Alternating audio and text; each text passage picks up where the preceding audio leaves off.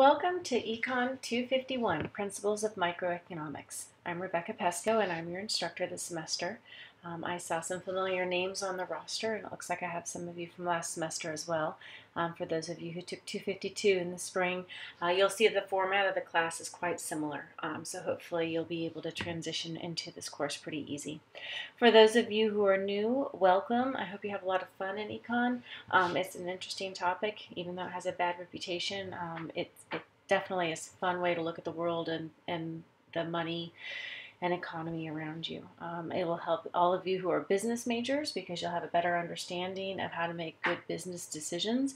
And those of you who are taking it for your gen ed requirement, hopefully you'll have a lot of fun if you enjoy social studies and those types of courses because it definitely overlaps into those topics as well. Econ 251, the microeconomics side, is my personal favorite. Econ is split into micro and macro. Micro looks at smaller economic circles and macro looks at more world economies and whatnot. But the beginning of both of these courses are the same. So you who have taken 252 will see a lot of the same topics in the beginning and will refresh your memory of what we had gone over in the spring. Those of you who are new to taking this course will experience a lot of new stuff very quickly, but then it will slow down a little bit. Don't hesitate to contact me with any questions. I am easily contacted by email and I will return your email quickly. I want to go over a few things in the syllabus. This is obviously your Moodle course here. And I have my faculty information here. This is my Carteret email address. Occasionally you may get a response to me from a Pamlico address. I teach full-time at Pamlico Community College, and depending on the depth of your question, sometimes I prefer to respond back with a regular keyboard instead of an iPad if I'm at work. So check your email for both of those. The materials that you'll need for this class is Principles of Microeconomics. You will need MindTap access as well. So if you're getting a used copy, either from the bookstore or online, make sure that you purchase the MindTap access as well. You will use MindTap for homework, not quizzes, but homework. Course attendance policy is consistent with the rest of the college's policy. You must submit something each week to be considered present. All of our modules are due Wednesdays at 11:45. If you do not submit something for that module, it was as though you were absent for the entire week. So keep track of your absences. You are allowed 3 absences, and on your 4th you are overcut. Late work and missing exam policy. I don't accept late work and I don't accept late exams. That being said, your lowest quiz score is dropped, but not an exam. So there are 3 exams in this class. They are very, very important that you submit them on time. Here's the grading plan for the course. We have weekly homework assignments. You have 3 tests or exams, which I mentioned. You have a final exam. You have quizzes just about every week. Not the first week though, so don't be looking for that. You have a research paper due at the end and discussion forums most weeks, not every week for the discussion forums. We have a schedule here. It's better displayed elsewhere. In fact, I'll take you there right now. This is your schedule. When I say print this, I mean print this. You are responsible for the due dates on the schedule. It's almost always on Wednesday, but there are a couple anomalies to that, so make sure you watch this closely. Students sometimes get off track when they have a test due the same time that a module's due. They start to think that maybe only one's due and not both. So please follow your due dates closely. If you're feeling like you're getting lost in the class, you just send me an email and I'll tell you what's due. Right now I've released the first 6 modules, I believe. First 5 modules down through the first test. I'm still prepping some of the rest, so those will be up later. If you want to work ahead, that is okay. Here's a standard module, Module 2. Sometimes I'll post some instructor thoughts. These lectures look daunting, but they're not. Most of them are only about 4 to 5 minutes, so make sure you listen to all those lectures. They will help you understand. Remember, you're not sitting in class with me, so you really need to make sure you're understanding things, and I think these lectures will help you with that. PowerPoints are always optional. Some students get something out of them and other students don't. So if that works for you, go through them. If not, if you find that reading the textbook is more effective, I know it is for me, you probably just want to read the text. Most of the modules I have provided study guides. These kind of highlight some of the key topics or will give you some sample questions. They will be similar to the questions you have in the homework and perhaps the quizzes and perhaps the exams. Make sure you look at the study guides and the solutions, and if something doesn't make sense, contact me. I'll either record a short video or I will explain it on a piece of paper and scan it back to you, or I can even talk with you on the phone or do a web conference or something.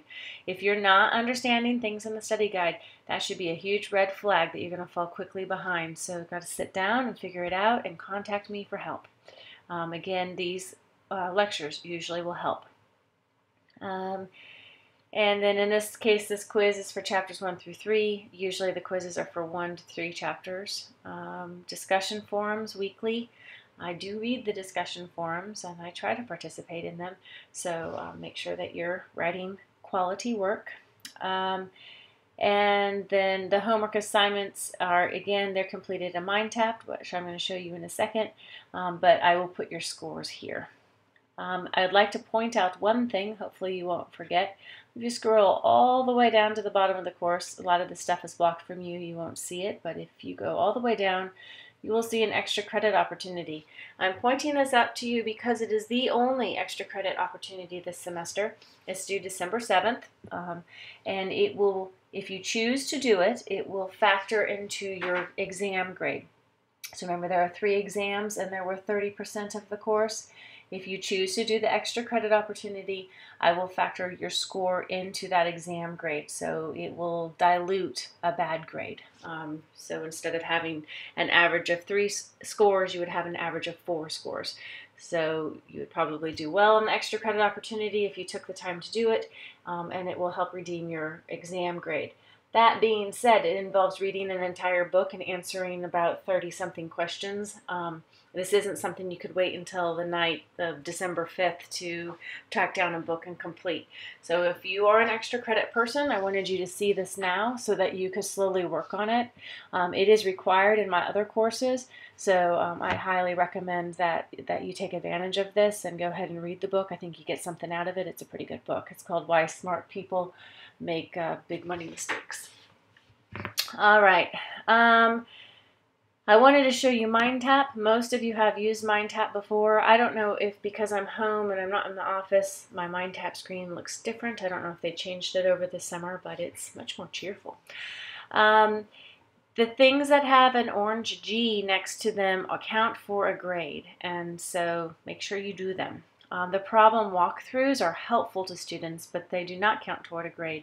If you're having trouble, this is a great tool. It's one of the nice things about MindTap.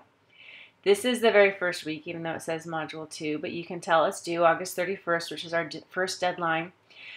These beginning things, the Explore MindTap, how to do Aplia, and the math and graphing tutorials, these 3 things are optional, even though they say a grade. I will not give you a grade for these 3 things. If you haven't taken a course using MindTap, please go through these. I think it'll save you a lot of trouble down the line. If you've already taken courses with MindTap and feel comfortable, go ahead and skip these and just do the Aplia homework. Aplia homework is always what's required. You'll see, let's see, I think there's another way to go. If you go through here, you can see the due dates for everything. The first deadline is August 31st. Then we get to Chapter 3 on September 7th. So hopefully that helps you out a little bit if you haven't seen MindTap, and maybe your screen looks a little different than mine. I think those are the biggies. Please make sure you introduce yourself in the Icebreaker forum. I like to get to know you all. That does count toward a discussion forum grade.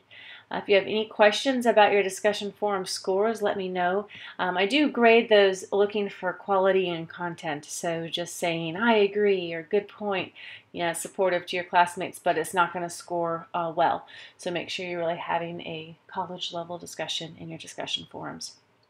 Please, please, please contact me. Just because I'm teaching this class online does not mean I'm off limits. I really do want to help you get through this course. Some students love this class, others don't, and I want everybody to find parts of this class that they enjoy. And we get to find out lots about monopolies and oligopolies, and it really is a fun class. I promise you, you're going to learn stuff and have a good time, at least through pieces of it. But don't get bogged down. Don't let yourself slip too far behind before you reach out for help. If you're finding that you're scoring low by the second or third module, it's time to reach out to a tutor. It's time to reach out to me. Don't let this class slip away from you. It is a little bit more intense in the beginning, like I mentioned. You'll see we're going through several chapters at a time, but once we get through that first exam, we slow down to just one chapter a week. So you'll see that in the schedule. All right, so good luck this semester, and I look forward to meeting you all. Thanks.